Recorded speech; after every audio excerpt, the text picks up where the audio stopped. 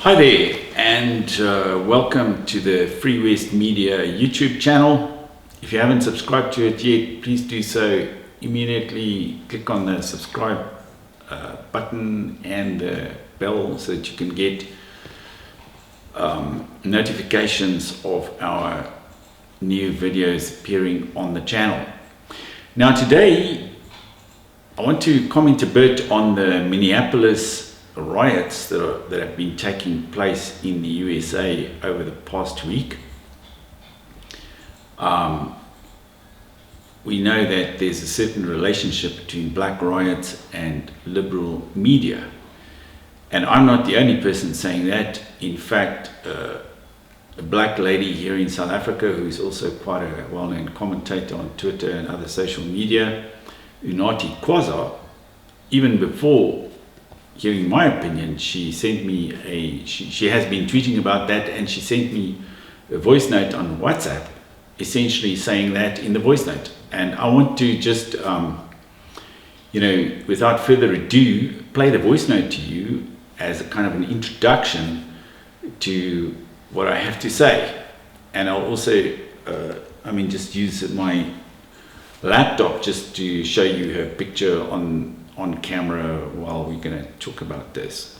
Okay, well, let me play the voice note to you. Okay, it goes like this. Absolutely, it's crazy that they think justice, you have to break the law to get justice. And it happens a lot in our communities, black communities. We are the most destructive people. And then we complain about not having services, and it's nonsense. So, lucky for me, I follow good black conservatives in the US, like Candace or Larry Elder. So they say exactly what I'm saying, that you don't have to break the law and destroy your own community to find justice. So are they saying that what they're doing is because they want to help the family of this man? People don't think, they just behave like morons when they are in these mobs.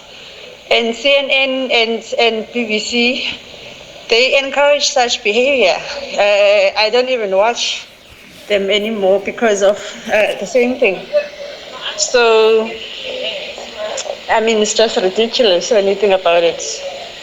We'll chat soon. Bye.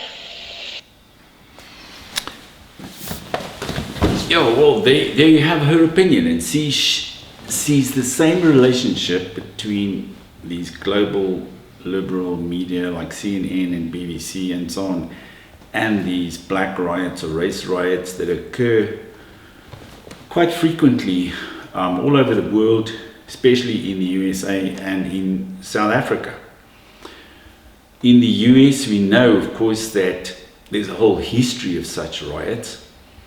It started in the 1950s and especially in the 1960s under a Democratic president, under Lyndon B. Johnson.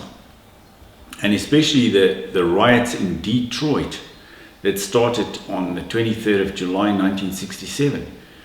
They completely destroyed that city. Well, the whole city wasn't burned down in one fell swoop, but the riots for a week or 10 days that took place in that city was so destructive that they actually brought the whole city down afterwards. During the riots themselves, 43 people died. Something like 1,189 people were injured. 7,200 people were arrested. And think about this one, 2,000 buildings were burnt down. Now you can go on since then, Detroit, the city's population has declined from 2 million to 700,000. And whereas at one time it was in the top 10 or the top 5 cities in the USA, it is now nowhere on the top list, and it is completely bankrupt. It has lost its economic life. as a result of that 1 week or 10 days of riots in 1967. So it shows us the destructive force of such riots. And of course, in South Africa, we've had the same experience here over and over again in lots of places. Then to top Detroit, in LA, in Los Angeles in 1992,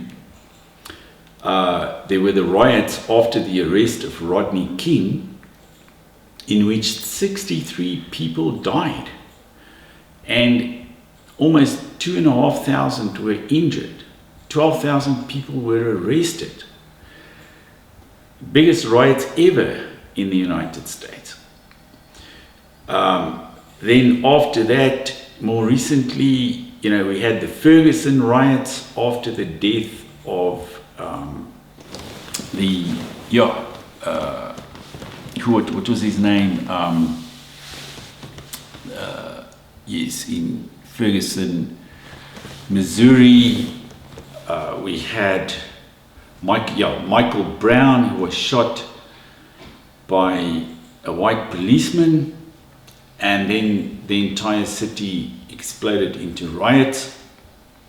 Same thing happened in 2015 in Baltimore, where Freddie Gray was, he also died after an arrest by a white policeman.